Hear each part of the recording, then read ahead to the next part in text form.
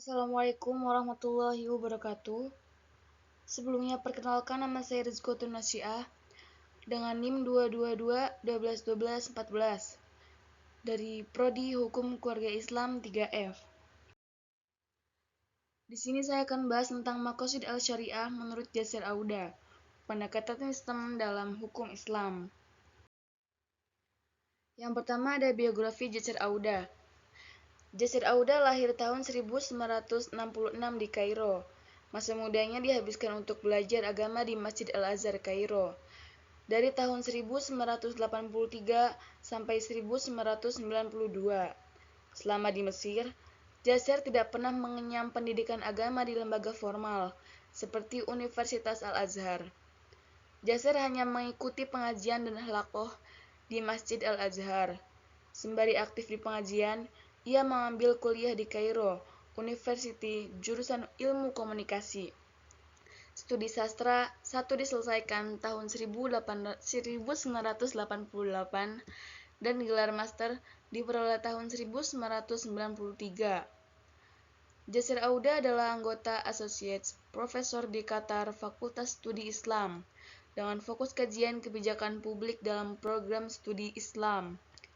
Ia adalah anggota pendiri Persatuan Ulama Muslim Internasional yang berbasis di Dublin, anggota Dewan Akademik di Institute International Advanced System Research, Kanada, anggota Dewan Pengawas Global Pusat Studi Peradaban, Inggris, anggota Dewan Eksekutif Asosiasi Ilmuwan Muslim Sosial di Inggris, anggota Forum Perlawanan Islamofobia dan Racism di Inggris, dan konsultan untuk Islam online. Yasir Auda direktur sekaligus pendiri Maqasid Research Center dan Filsafat Hukum Islam di London, Inggris, dan menjadi dosen tamu di berbagai negara. Selanjutnya ada Maqasid Syariah Klasik dan Kontemporer. Kata Maqasid itu berawal dari jamak maqasid, yang artinya merujuk pada arti tujuan, sasaran, prinsip, hal yang diminati atau ends dalam bahasa Inggris, telos dalam bahasa Yunani, finality dalam bahasa Prancis, atau Zweck dalam bahasa Jerman. Sebagian ulama muslim menganggap al-maqasid sama halnya dengan al-masolih, yaitu maslahat-maslahat.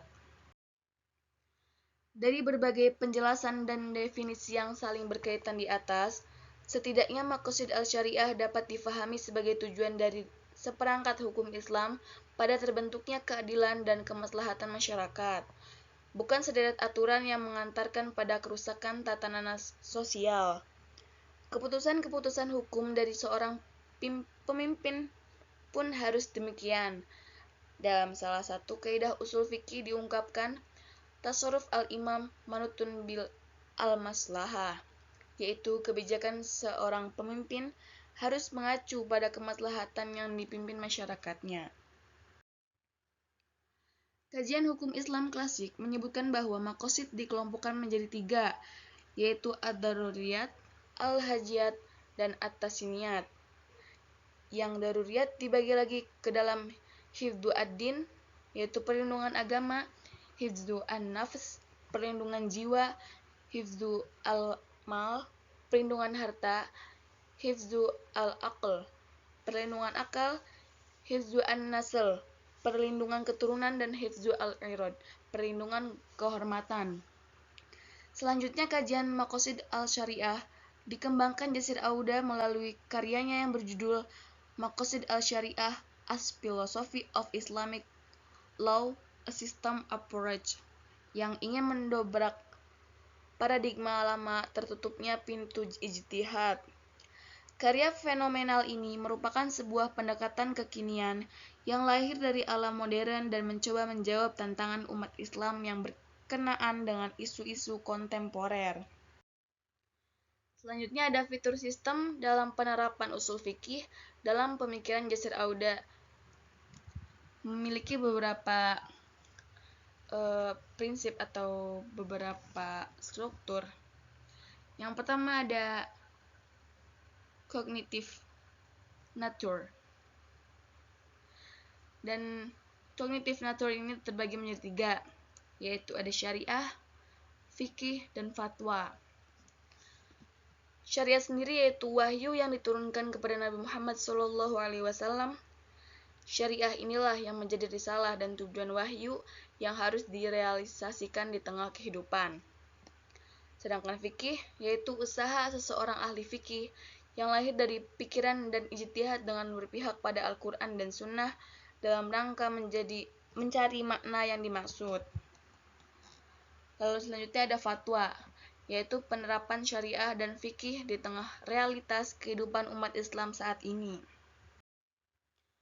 Selanjutnya, yang kedua yaitu Wulinis.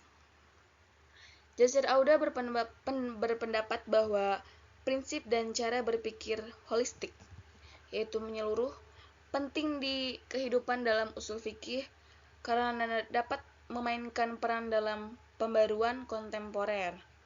Melalui cara berpikir ini akan diperoleh pengertian yang holistik, sehingga dapat dijadikan sebagai prinsip-prinsip permanen dalam hukum Islam. Yang ketiga ada openness. Dalam teori sistem dinyatakan bahwa sebuah sistem yang hidup, maka ia pasti merupakan sistem yang terbuka. Bahkan sistem yang tampaknya mati pun pada hakikatnya merupakan sistem yang terbuka. Keterbukaan sebuah sistem bergantung pada kemampuannya untuk mencapai tujuan dalam berbagai kondisi. Kondisi inilah yang mempengaruhi ketercapaian suatu tujuan dalam sebuah sistem. Jasir Auda mengatakan bahwa sistem hukum Islam merupakan sistem yang terbuka. Keterbukaan itu dapat dilalui melalui yang pertama, mekanisme keterbukaan dengan mengubah kognitif kultur, berarti mengubah sudut pandang kerangka berpikir. Yang kedua, keterbukaan terhadap pemikiran filosofis, agar tidak terjebak pada pengklasifikasian biner, tidak sensitif terhadap perkembangan kekinian, dan monolitik dalam merespon sebuah persoalan. Yang keempat, ada interrelated, yaitu memiliki struktur hierarki, di mana sebuah sistem terbangun dan subsistem yang lebih kecil di bawahnya.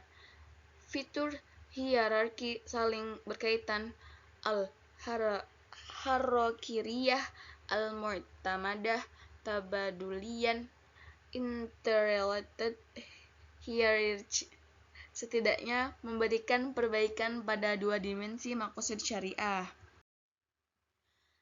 Yang kelima yaitu multidimensionality. Sebuah sistem bukanlah sesuatu yang tunggal, tetapi ia terdiri dari beberapa bagian yang saling terkait antara satu dengan lainnya. Hukum Islam adalah sebuah sistem yang memiliki berbagai dimensi. Prinsip ini digunakan Jasir Auda untuk mengkritisi akar pemikiran binary opposition di dalam hukum Islam. Paradigma oposisi binary harus dihilangkan untuk menghindari pereduksian metodologis serta mendamaikan beberapa dalil yang mengandung pertentangan dengan mengedepankan aspek maqasid, tujuan utama hukum. Misalnya, perbedaan-perbedaan dalil dalam sunnah tentang ibadah yang muncul hendaknya dilihat dari sisi maqasid li tasyir. Perbedaan-perbedaan dalam hadis yang berkaitan dengan urf harus dilihat dari perspektif maqasid dari University of Law, serta keberadaan nasakh sebaiknya dilihat sebagai penetapan hukum yang bersifat gradual. Yang keenam ada purposefulness. Setiap sistem memiliki output. Output inilah yang disebut dengan tujuan yang dihasilkan dari jaringan sistem itu. Dalam teori sistem, tujuan dibedakan menjadi goal, tujuan, dan purpose, maksud. Yang pertama, dalam teori sistem, tujuan dibedakan menjadi goal, tujuan, dan purpose, maksud. Dalam konteks ini, maqasid berada dalam pengertian purpose al-ghayah. Maqasid al-syariah tidak bersifat monolitik dan mekanistik, tapi bisa beragam sesuai dengan situasi dan kondisi. Yang kedua, perwujudan tujuan maqasid. menjadi tolak ukur dari validitas setiap ijtihad, tanpa menghubungkannya dengan kecenderungan atau mazhab tertentu. Tujuan penerapan hukum Islam harus dikembalikan kepada kemaslahatan masyarakat yang terdapat di sekitarnya. Mungkin itu presentasi dari saya. Terima kasih atas perhatiannya. Kurang dan lebihnya mohon maaf. Saya akhiri. Wassalamualaikum warahmatullahi wabarakatuh.